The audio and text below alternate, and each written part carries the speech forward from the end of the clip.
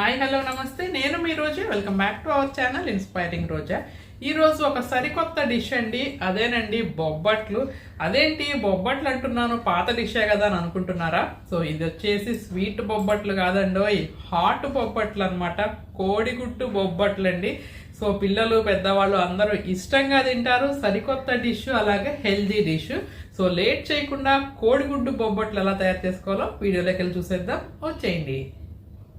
ముందుగా ఒక బౌల్ తీసుకొని దాంట్లో 1 కప్పు మైదా వేసుకోండి. ఆ తర్వాత చిటికెడు ఉప్పు వేసి కలుపుకొని, ఆ తర్వాత కొంచెంగా వాటర్ పోసుకుంటూ చపాతీ ముద్ద అయితే ఏ విధంగా కలుపుకుంటామో అలా కలుపుకొని మూత పెట్టేసి ఒక పావు గంట సేపు రెస్ట్ ఇద్దామండి.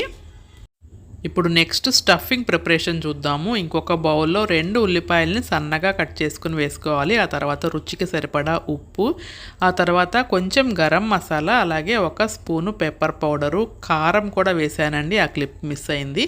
ఆ తర్వాత 2 గుడ్లను నేను బ్రేక్ చేసి వేసుకుంటున్నాను. ఈ మిక్స్చర్ అంతా కూడా బాగా బీట్ చేసుకోవాలి. ఈ ఎగ్ బొబ్బట్లు ఈవినింగ్ స్నాక్గా చేసి పెట్టండి, పిల్లలు ఇష్టంగా తింటారు. అలాగే ఎగ్ అంటే ప్రోటీన్ కదా, హెల్త్కి కూడా చాలా మంచిది.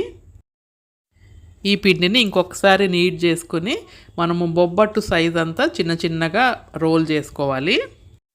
ఈ విధంగా మీకు ఎన్ని బొబ్బట్లు కావాలో అన్నీ కూడా ఇలా రోల్ చేసేసుకుని పక్కన ఉంచుకోవాలండి. ఇది మరీ పలచగా కాదు, మరీ మందంగా కాదు, మీడియం సైజులో మనము బొబ్బట్లకైతే ఎలా చేసుకుంటామో అంత మందం ఉంటే సరిపోతుంది.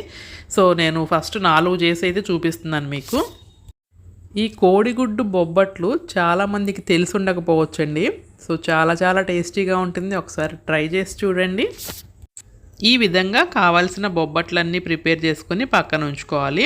ఆ తర్వాత ఇంకో ప్లేట్ తీసుకొని 1 బొబ్బట్టు తీసుకొని దానిపైన ఎగ్ మిక్స్చర్ వేసుకోవాలండి. నేనైతే 2 గరిటెలు తీసుకున్నాను. ఆ తర్వాత పైనుంచి ఇంకొక బొబ్బట్టు పెట్టి సైడ్స్ నొక్కేస్తే చక్కగా అంటుకుపోతుంది. సో ఈ విధంగా ప్రెస్ చేస్తే చాలు. ఆ తర్వాత ఒక ప్యాన్ పెట్టుకొని కొంచెం నేతితో కానీ ఆయిల్తో కానీ గ్రీస్ చేసుకొని దానిపైన ఈ బొబ్బట్టు వేసి, ఆ తర్వాత మీరు పైనుంచి కొంచెం నెయ్యి కానీ ఆయిల్ కానీ వేసి చక్కగా స్టవ్ని మీడియం టు లో ఫ్లేమ్లో ఉంచుకొని 2 వైపులా ప్రెస్ చేస్తూ కాల్చుకున్నారంటే చక్కగా ఈ బొబ్బట్టు పొంగుతుందండి. టేస్టీ బొబ్బట్లు అయితే ఎగ్ బొబ్బట్లు రెడీ అయిపోతాయి. పిల్లలు చాలా ఇష్టంగా తింటారు. సో చూడండి చక్కగా పొంగుతోంది. సో ఫ్రెండ్స్ ఇంతేనండి, చాలా సింపుల్గా హాట్ బొబ్బట్లు అయితే రెడీ అయిపోయినాయండి.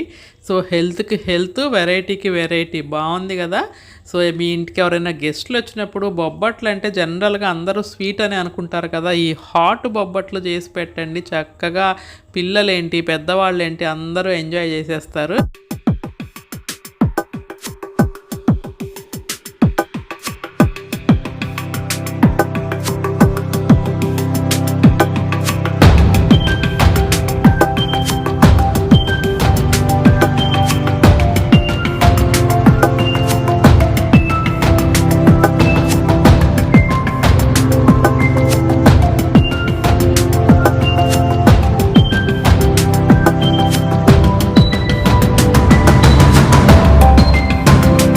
సో ఫ్రెండ్స్ ఇలాంటి కొత్త రెసిపీస్ తెలుసుకోవాలి అనుకుంటే మన ఛానల్ని ముందుగా సబ్స్క్రైబ్ అయితే చేసుకోండి. హోప్ మీకు ఈ వీడియో నచ్చింది అనుకుంటాను. మరిన్ని మంచి వీడియోస్తో మళ్ళీ కలుస్తాను. Have a nice day, take care, bye.